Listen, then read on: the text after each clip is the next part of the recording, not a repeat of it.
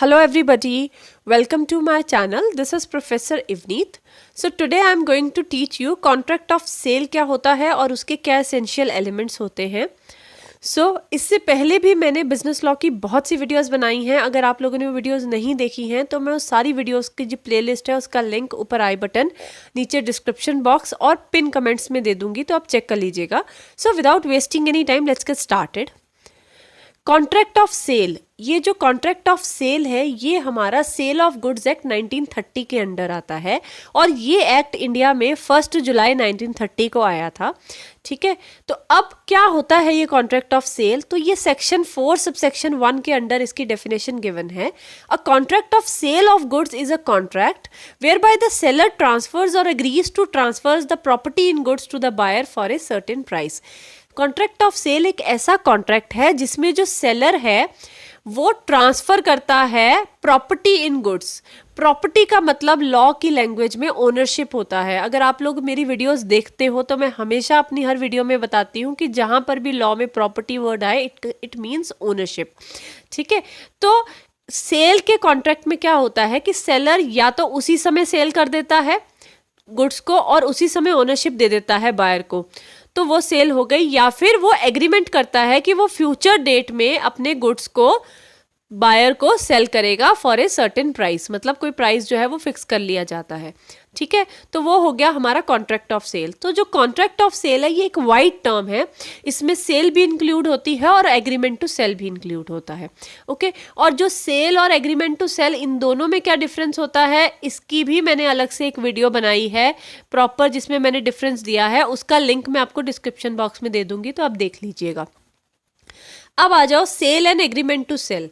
क्या होता है ये सेल और क्या होता है agreement to sale? According to section 4 subsection 3, when the ownership of goods is transferred from the seller to buyer under a contract the transaction is called a sale. जब हम उसी समय चीज को खरीद लेते हैं, आप मार्केट गए, आपने पैसे दिए और चीज खरीदी, तो वो क्या है? वो सेल है. मतलब आपको ओनरशिप गुड्स की उसी समय मिल गई, तो वो हो गई सेल.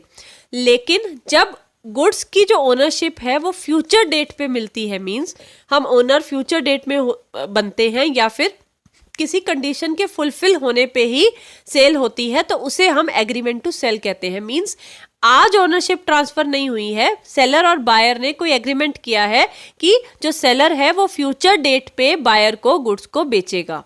ठीक है, तो वो हो गया हमारा agreement to sale. When the condition in such agreement has been fulfilled, और जिस कंडीशन जो कंडीशन उन्होंने रखी है या फिर जो फ्यूचर डेट उन्होंने फिक्स की है, तो जब वो डेट आ जाती है तो उस केस में जब सेल हो जाती है तो जो एग्रीमेंट टू सेल है वो ऑटोमेटिकली सेल में कन्वर्ट हो जाता है. Okay, next is characteristics, elements और features of contract of sale. इन तीनों वर्ड्स का एक ही मतलब है. क्वेश्चन में कैरेक्टरिस्टिक्स आए, एलिमेंट्स आए, फीचर्स आए, कंफ्यूज नहीं होना, एक ही चीज है, इसलिए मैंने तीनों ही वर्ड्स लिख दिए हैं ताकि कोई भी कंफ्यूजन ना रहे. तो क्या होती है? तो ये इसकी 5 इंपॉर्टेंट एलिमेंट्स होते हैं, तो ये हम एक एक करके डिस्कस करेंगे. सबसे पहला है हमारा वैलिड कॉन्ट्रैक्ट. अब कॉन्ट्रैक्ट ऑफ सेल का कॉन्ट्रैक्ट होने से पहले पहले वो एक कॉन्ट्रैक्ट है. ठीक है, तो जिन लोगों ने मेरी वीडियोस देखी हैं उनको पता होगा, मैंने जब कॉन्ट्रैक्ट कराया था, कॉन्ट्रैक्ट की इंट्रोडक्शन कराई थी, मैंने कॉन्ट्रैक्ट के ऊपर सारी वीडियोस अपलोड कर रखी हैं, तो मैंने आपको बताया था कि एक कॉन्ट्रैक्ट को वैलिड होने के लिए क्या क्या चीज़ें होना ज़रूरी है, जो कि section 10 of Indian contract act 1872 के अंडर हमें गिवन है. ठीक है, तो एक कॉन्ट्रैक्ट ऑफ सेल को वैलिड होने के लिए सबसे पहले एक कॉन्ट्रैक्ट वैलिड होना बहुत ज़रूरी है. तो अब एक कॉन्ट्रैक्ट को वैलिड होने के लिए क्या क्या कंडीशन जरूरी होती है? First is a valid offer. एक पार्टी की तरफ से एक वैलिड ऑफर होना चाहिए और दूसरी पार्टी की तरफ से वैलिड एक्सेप्टेंस होनी चाहिए. कोई भी पर्सन अपने आप को ऑफर नहीं दे सकता. मींस 2 पार्टीज होना बहुत जरूरी है, एक पर्सन जो ऑफर दे, दूसरा पर्सन जो एक्सेप्ट करे. ठीक है, कॉन्ट्रैक्ट में. Then third is free consent of parties. Free consent का मतलब होता है जब दोनों पार्टीज एक ही चीज पे एक ही तरीके से एग्री करती है. When both the parties agree on the same thing in the same sense. ठीक है, मींस जो आप दूसरे को बोल रहे हो पर्सन उसी तरीके से उस चीज को ले रहा है, तो हम कहेंगे कि कंसेंट फ्री है. या फिर अगर आप किसी पर्सन से एग्रीमेंट कर रहे हो, मतलब कोई जोर जबरदस्ती से एग्रीमेंट नहीं हो रहा है, दोनों पार्टीज अपनी मर्जी से एग्रीमेंट जो है वो साइन कर रही हैं या कॉन्ट्रैक्ट कर रही हैं, ठीक है। तो हम कहेंगे कि जो है पार्टीज का कंसेंट फ्री है। नेक्स्ट इज कंसीडरेशन होना बहुत जरूरी है। कंसीडरेशन का मतलब होता है something in return for something given, कुछ देने के बदले में कुछ लेना, क्योंकि कॉन्ट्रैक्ट में एक चीज़ दी और दूसरी चीज़ ली, यही कॉन्ट्रैक्ट होता है। कंसीडरेशन होना बहुत ज़्यादा ज़रूरी है। अगर कंसीडरेशन नहीं है तो वो डोनेशन हो गई, और डोनेशन हो गई तो वो कॉन्ट्रैक्ट नहीं होगा, ठीक है। और कंसीडरेशन भी वैलिड होनी चाहिए और लॉफुल होनी चाहिए। ऐसा नहीं कि आप इलीगल चीज़ मांग रहे हो किसी से, ठीक है, जैसे स्मगलिंग ऑफ गुड्स अगर आप कर रहे हो तो फिर वो इलीगल कंसीडरेशन है, बदले में स्मगल्ड गुड्स मिल रहे हैं जो कि इलीगल है। तो लॉफुल होना बहुत ज़रूरी है। Next is parties must be competent to contract. Parties जो हैं वो कम्पिटेंट होनी चाहिए कॉन्ट्रैक्ट करने के लिए। अब कम्पिटेंट होने के लिए 3 कंडीशन है। एक तो पार्टीज माइनर नहीं होनी चाहिए, बायर और सेलर में से कोई भी माइनर नहीं होना चाहिए। सेकंड इज पार्टीज जो है वो मेंटली स्टेबल होनी चाहिए, ठीक है, ऐसा नहीं कि उनका दिमागी तौर से पागल नहीं होनी चाहिए, मेंटली स्टेबल होनी चाहिए। And third is parties should not be disqualified by any law, मतलब उसको लॉ ने डिस्क्वालीफाई नहीं किया हुआ होना चाहिए कोई भी कॉन्ट्रैक्ट करने के लिए। तो ये 3 कंडीशन होना बहुत ज़रूरी है, तभी हम कहेंगे कि कॉन्ट्रैक्ट वैलिड है। Next is lawful object. Object का मतलब होता है मकसद, ठीक है, जिस मकसद के लिए आप कॉन्ट्रैक्ट कर रहे हो वो लॉफुल होना चाहिए। ऐसे नहीं कि आप एक पार्टी दूसरी पार्टी से कॉन्ट्रैक्ट कर रही है किसी की पिटाई करने के लिए, तो इसमें जो मकसद है वो लॉफुल नहीं है, तो ये वैलिड कॉन्ट्रैक्ट नहीं माना जाएगा। तो उसी तरीके से सेल, कॉन्ट्रैक्ट ऑफ सेल में भी ये सारी कंडीशंस होना बहुत ज़रूरी है।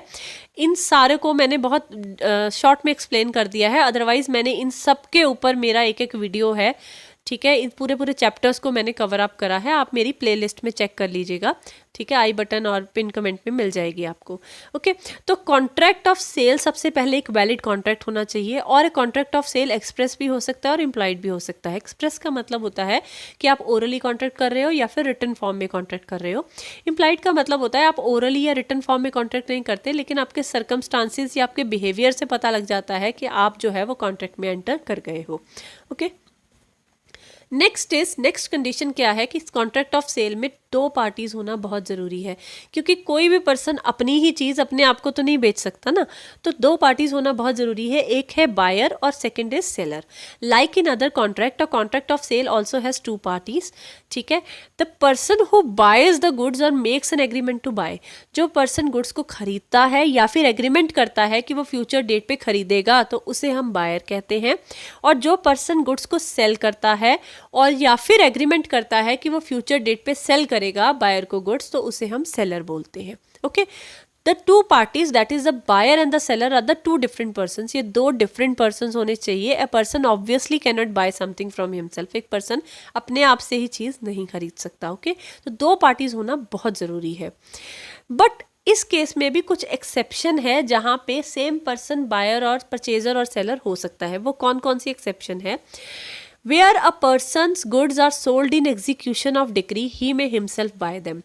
एग्जीक्यूशन ऑफ डिक्री, इसका मतलब होता है जैसे सपोज अगर एक पर्सन ने लोन लिया बैंक से, ठीक है, और कोई चीज़ अपनी गिरवी रखी, और अगर वो लोन नहीं चुका पाया तो बैंक क्या करेगा, जो चीज़ गिरवी रखी है वो उसे सेल करेगा, ठीक है। तो जब वो सेल करेगा तो वो जो पर्सन है वो खुद जाके भी अपनी उस चीज़ को वापस खरीद सकता है, ठीक है। तो मीन्स वो चीज़ है भी उसी की, लेकिन वो खुद ही खरीद रहा है, तो ये एक फर्स्ट एक्सेप्शन हो गई। Next is a part owner can sell his shares to the other part owner as to make the other part owner the sole owner of the goods, ठीक है। सोल मीन्स पूरा owner बना देना, part मतलब एक हिस्से का आपकी ओनरशिप है। जैसे कि अगर 2 दोस्त हैं, उनकी ज़मीन है एक साथ, सॉरी ज़मीन नहीं लेंगे हम, इसमें मूवेबल गुड्स होते हैं, ठीक है। 2 दोस्त हैं, उनकी कोई गुड्स हैं जिसके वो दोनों ओनर हैं, ठीक है। तो अगर एक दोस्त अपने शेयर को दूसरे ओनर को, दूसरे अपने दोस्त को बेच सकता है अपने शेयर को, और दूसरा जो दोस्त है वो पूरा हिस्सेदार बन जाएगा उस चीज़ का, तो ये सेकंड एक्सेप्शन है।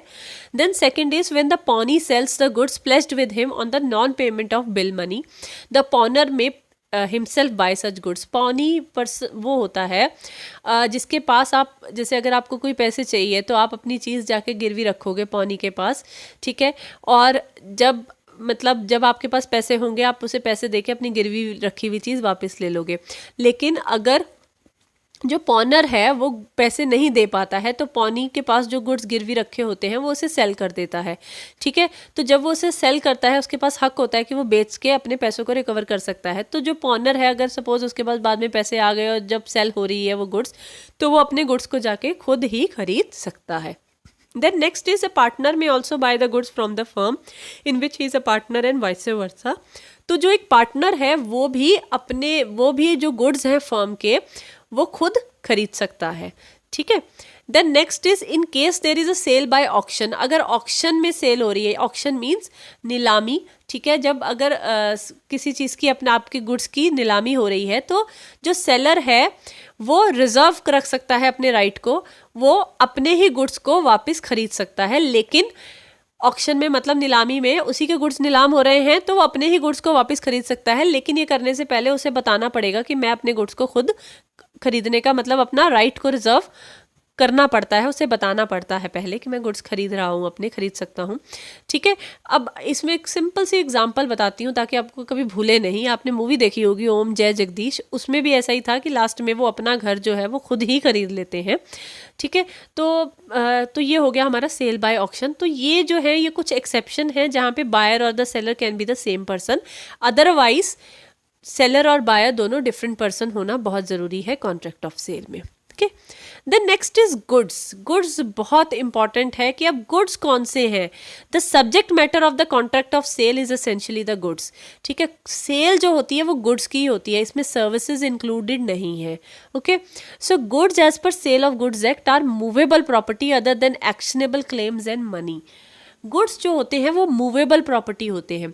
हमेशा कॉन्ट्रैक्ट ऑफ सेल के अंडर मूवेबल गुड्स लिए जाते हैं। मूवेबल गुड्स मतलब जिनको आप मूव कर सकते हो, ठीक है। तो इसमें लैंड एंड बिल्डिंग, लैंड नहीं आती है, बिल्डिंग नहीं आती है, क्योंकि आप उसे मूव नहीं कर सकते, तो वो इसमें नहीं आती है गुड्स में, ठीक है। वही चीज़ें आती हैं जिसे मूव कर सकते हो, जैसे आप फर्नीचर हो गया, ठीक है। और इसमें other than actionable claims, actionable claims नहीं आते। एक्शनेबल क्लेम्स हमारे होते हैं निगोशिएबल इंस्ट्रूमेंट्स, जैसे कि प्रॉमिजरी नोट हो गया, बिल ऑफ एक्सचेंज हो गया।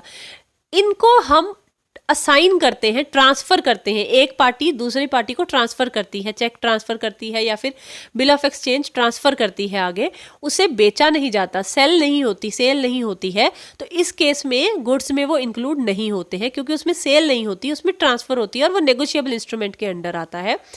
एंड मनी नहीं होती इसमें इंक्लूड, क्योंकि मनी के बदले में ही तो हम गुड्स खरीदते हैं, तो मनी को इंक्लूड नहीं किया जाता इसमें। और इसमें क्या क्या चीज़ें इंक्लूड होती है, इसमें स्टॉक्स आते हैं, शेयर्स आते हैं, ग्रोइंग क्रॉप्स आती है, ग्रास आते हैं, ट्रीज आते हैं, थिंग्स अटैच टू। अब आप लोग कहोगे कि क्रॉप्स कैसे आ गए, ग्रास कैसे आ गया, ये तो मूविंग गुड्स नहीं है, ये तो इमूवेबल है, ये तो ज़मीन से जुड़े हुए हैं, ठीक है। तो ये इसमें कैसे आ गए। अब आप अगली लाइन देखो, थिंग्स अटैच टू और forming a part of a land which are separated from land which are agreed to be separated before sale under the contract of sale, ठीक है। तो ये ग्रोइंग क्रॉप्स, ग्रास, ट्रीज ये तभी include हैं अगर cell से पहले इनको काट दिया जाएगा, तभी इसको सेल किया जाएगा, ठीक है। आप मतलब ट्रीज को जो है ऐसे नहीं है कि अगर आप उसे काटोगे नहीं तो आप उसे सेल नहीं कर सकते। अगर आप सेल करते हो तो वो सेल ऑफ गुड्स एक्ट के अंडर नहीं आएगा, मींस उसे आपको मूवेबल बना के ही बेचना पड़ेगा, तभी वो कॉन्ट्रैक्ट ऑफ सेल के अंडर इंक्लूड होगा या फिर सेल ऑफ गुड्स एक्ट के अंडर आएगा, ठीक है। सिर्फ गुड्स जो है वो मूवेबल होने चाहिए। अब आ जाओ, ancient and rare coins are also classified as goods. जो एंशिएंट कॉइन्स होते हैं या फिर रेयर कॉइन्स होते हैं वो भी गुड्स में आते हैं। अब आप लोग कहोगे कि कॉइन्स कैसे गुड्स में आ, आपने अभी तो बताया मैम कि मनी तो आती नहीं है। अब देखो, मनी की जो बात हो रही है, जो अभी मनी यूज में आ रही है, एंशिएंट और रेयर कॉइन्स जो हैं अब वो यूज में नहीं आते हैं, अब हम उसे मनी की तरह यूज नहीं कर रहे हैं। वो पुराने कॉइन्स हैं जो कभी चला करते थे, तो अब वो काम में नहीं आ रहे हैं, वो मनी के फॉर्म में यूज नहीं हो रहे हैं, तो इसलिए अब वो गुड्स हो गए। लेकिन जो मनी आजकल चल रही है, ठीक है, जो रुपीज हमारे चल रहे हैं वो मनी में आएंगे, लेकिन एंशिएंट और रेयर कॉइन्स हैं वो गुड्स में इंक्लूड होंगे, ओके।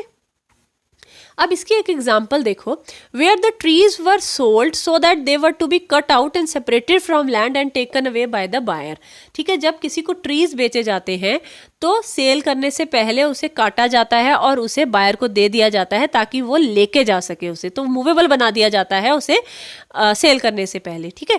तो contract was for the sale of trees as a movable goods.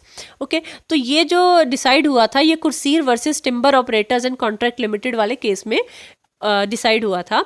अब अगर आपको ये नाम याद रहता है केस का, तो आप केस का नाम ऊपर लिख के इसको आंसर में लिखें, ठीक है। इन केस कई बार क्या होता है कि लॉ में बहुत सारे केसेस हो जाते हैं और हम भूल जाते हैं केस का नाम कई बार, तो गलत नहीं लिखना कभी भी। ये नहीं सोचना कि इतने सारे केसेस में चेक करने वाले को क्या पता चलेगा, तो ये सबसे बड़ी गलती है कि गलत नहीं लिखना लॉ में, भले ही मत लिखो, ठीक है, क्योंकि एग्जामिनर को जो है वो तुरंत पता लग जाता है कि आपने कुछ गड़बड़ करी है।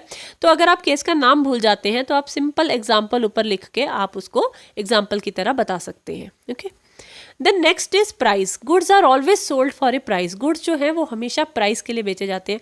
मैंने आपको स्टार्टिंग में ही बताया था कि फ्री में कोई चीज़ नहीं दी जाती, अगर फ्री में दी जाती है तो वो सेल नहीं हुई, ठीक है, वो कॉन्ट्रैक्ट ऑफ सेल के अंडर नहीं आएगा, वो डोनेशन हुई। There must be a consideration for the sale of goods. Consideration होना बहुत ज़रूरी है, और जो कंसिडरेशन है वो मनी की फॉर्म में ही होनी चाहिए। In other words, in a valid contract of sales goods must be exchange for money, ठीक है। एक वैलिड कॉन्ट्रैक्ट ऑफ सेल में गुड्स जो है वो मनी की फॉर्म में ही एक्सचेंज हो, मीन्स आप गुड्स लो, पैसे दो।